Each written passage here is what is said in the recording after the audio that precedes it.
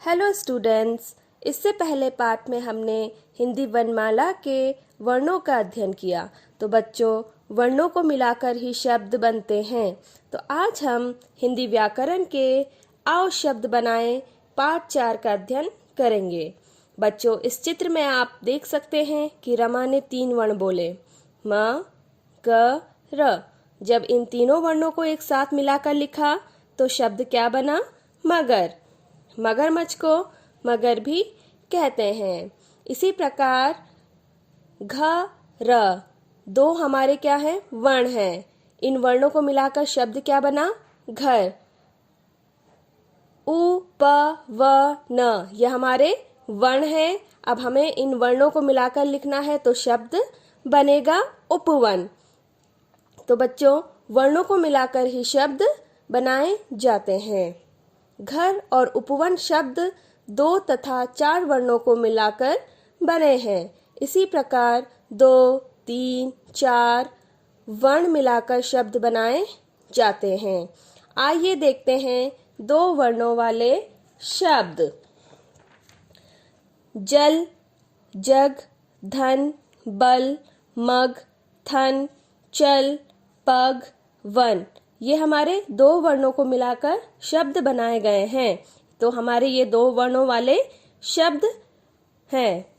दूसरा है 3 वर्णों वाले शब्द। लटक, गगन, महल, झटक, मदन, टहल, पटक, पवन, पहल, ये 3 वर्णों को मिलाकर शब्द बनाए गए हैं। तीसरा है 4 वर्णों वाले शब्द। अचकन, कटहल, कसरत, पनघट, शरबत, टमटम, अजगर, थर्मस, दशरथ, ये हमारे 4 वर्णों को मिलाकर शब्द बनाए गए हैं। तो बच्चों, वर्णों के मेल से शब्द बनते हैं। हर एक शब्द का अर्थ होता है। तो बच्चों, आज हमने क्या सीखा? वर्णों के मेल से शब्द बनते हैं। हर एक शब्द का कोई ना कोई अर्थ होता है और 2, 3 और 4 वर्ण मिलाकर शब्द बनाए जाते हैं।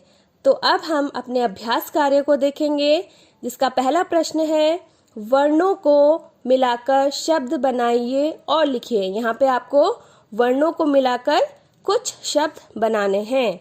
दूसरा प्रश्न है, चित्र को पहचानिए और उनके नाम पूरे कीजिए। यहाँ पे आपको चित्र दिए गए हैं, उनके नाम को पूरा करना है। जिसमें हमारा एक वर्ण नहीं लिखा है वो वर्ण आपको लिखना है।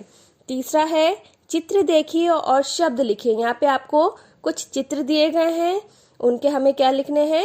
नाम लिखने हैं और शब्द बनाकर नाम लिखने हैं। वर्णों का क्रम ठीक करके शब्द लिखिए। चौथा प्रश्न है, वर्णों का क्रम ठीक करके शब्द लिखिए।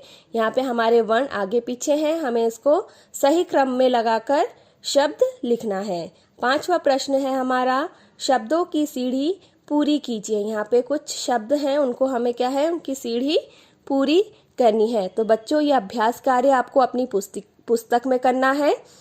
Okay, bye bye, thank you.